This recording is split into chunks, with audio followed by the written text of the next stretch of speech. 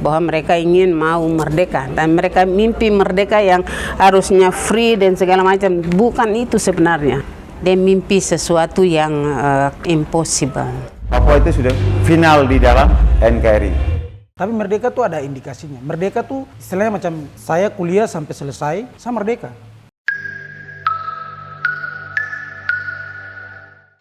Katanya 1 Desember tuh hari merdeka gitu.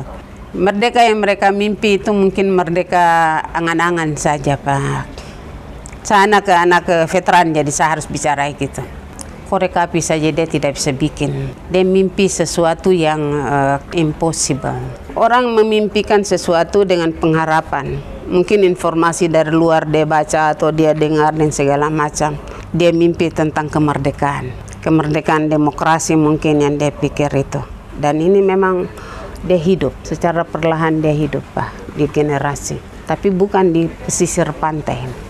Anak-anak pantai tidak. Dulu, waktu sejarah bapak saya, sesudah Republik, kami masuk integrasi ke Republik 1963 itu, ada perbedaan antara orang-orang Teluk, orang Cendrawasih Saireri dengan orang-orang kami yang ada di Jayapura ini perbedaannya. Politik ini dikuasai oleh orang-orang Saireri dan kita anggap bahwa mereka adalah orang-orang yang hebat. Ternyata sekarang itu mereka down di bawah, lalu kemudian orang gunung yang naik dengan politik yang tidak tahu, tidak jelas gitu. Mereka tidak menghayati kemerdekaan ini dengan sesungguh-sungguhnya. Dan selalu kalau mereka datang, mereka minta saya bicara, saya bilang, mari kita berpikir kalau kita sekarang mau makan, mari kita pikir bagaimana cara kita tanam sesuatu untuk kita makan. Itu saja kita sudah merdeka. Bahwa mereka ingin mau merdeka dan mereka mimpi merdeka yang harusnya free dan segala macam. Bukan itu sebenarnya. Tidak menghayati apa-apa sama sekali. Sementara dia terkukung oleh kemiskinan, oleh keterbatasan dan segala macam. Walaupun belajar menjadi seorang mahasiswa, tetapi tidak kecam pelajaran itu untuk apa gitu, tidak. Baik, kalau untuk menyikapi atau menanggapi persoalan tanggal 1 Desember yang tidak lazim lagi kami dengar, saya utarakan tidak lazim lagi, karena itu sudah menjadi, ibaratnya sudah selalu, setiap tahun selalu pasti ada mungkin perayaan-perayaan seperti itu. Buat kami itu bukan persoalan. Itu juga mungkin berupa satu perhatian yang diminta. Jadi kalau untuk Papua lepas dari NKRI itu sudah tidak bisa, karena Papua itu sudah final di dalam NKRI. Jadi kita tidak perlu untuk mendengar dari sisi-sisi lain, karena belum tentu ke depan Papua itu kita sampai terlepas dari NKRI, belum tentu kita mandiri. Itu harapan daripada kami.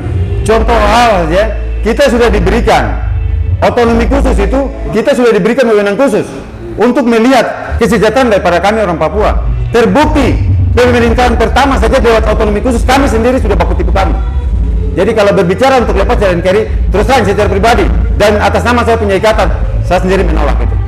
Jadi kita tidak usah lagi untuk berbicara Papua ke depan untuk merdeka apa sekarang. Mari kita lihat kesejahteraan itu lebih awal. Jangan kita berbicara untuk masalah Papua merdeka apa segala macam.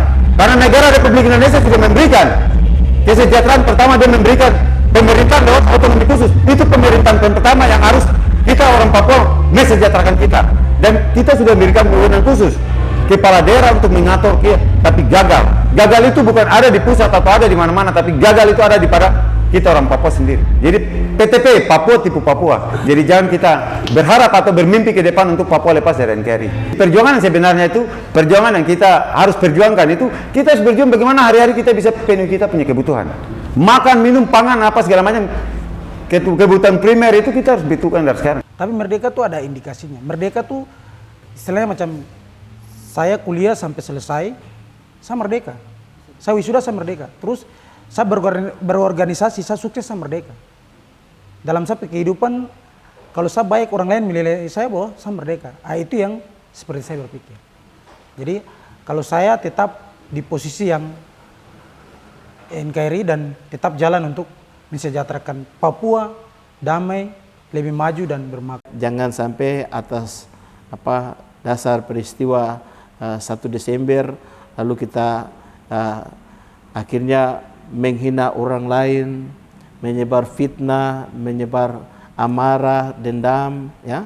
Tapi mari kita jadikan Papua ini menjadi rumah besar di mana orang akan melihat bagaimana kasih Kristus yang besar sekali bagi semua manusia yang tanpa memandang perbedaan. Tapi kasih Kristus yang menembus segala batas itu nyata bagi orang Papua, sehingga mari kita wujudkan kedamaian, keadilan, dan kebenaran di atas tanah Papua.